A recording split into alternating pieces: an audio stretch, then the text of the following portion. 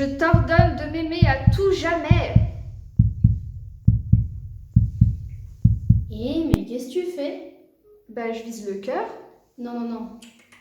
On va parler sérieusement du cœur. Bonjour, donc dans cette vidéo, nous allons parler d'un muscle creux gros comme un poing. Il est fait d'un moteur infatigable et il a pour fonction principale de pomper le sang et de le distribuer dans tout l'organisme. Alors quand on parle du cœur, le cœur il est compris dans un système qu'on appelle le système cardiovasculaire. Donc on a notre cœur qui est du coup réparti avec des petits tuyaux, la tuyauterie qui transporte du coup notre sang. Donc l'oxygène, les nutriments, les ions, les hormones et aussi les cellules immunitaires.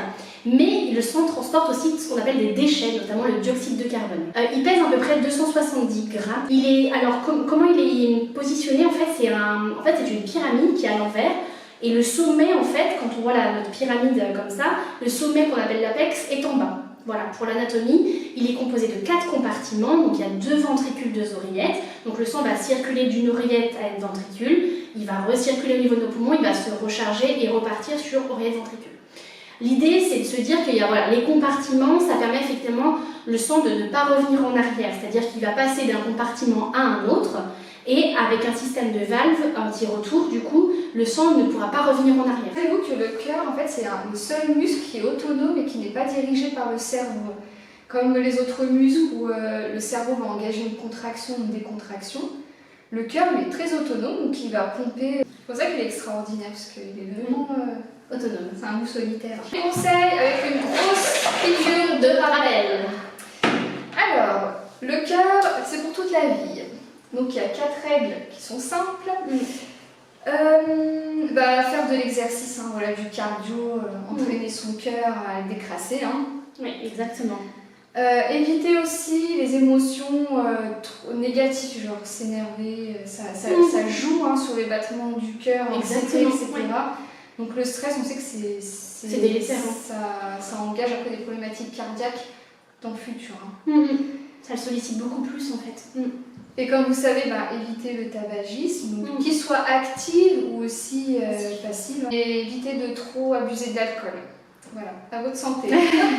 Et tout dernier conseil, vous le savez aussi, je suppose que c'est l'alimentation un peu équilibrée, ni trop, surtout le gras en fait qui va boucher les artères du cœur. Donc évitez vraiment des aliments gras et une alimentation plus saine avec des fruits et des légumes. Exactement. Donc pour les anecdotes, en fait on va parler des anecdotes dans le sens de montrer que notre corps il est fabuleux, qu'il s'adapte à toutes les circonstances.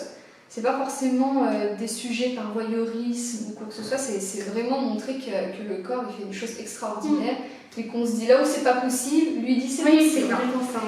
Donc en fait, je vais vous parler du syndrome de Cantrell. Donc Aurèle elle va vous montrer la photo.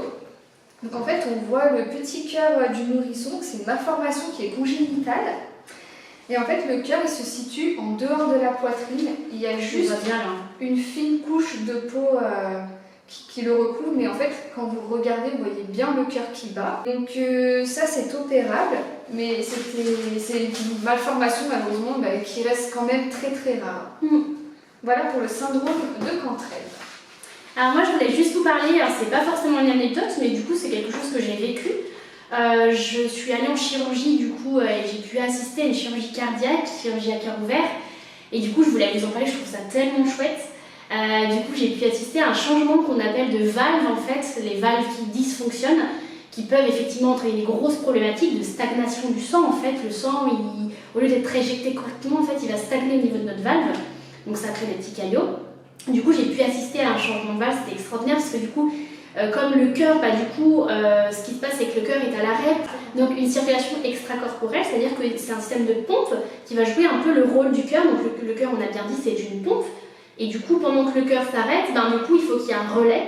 Et du coup, ce qui est extraordinaire, c'est quand on remet en place la circulation avec le cœur, quand la chirurgie est terminée, c'est les premiers battements qui sont assez extraordinaires parce que c'est des battements de vie, quoi.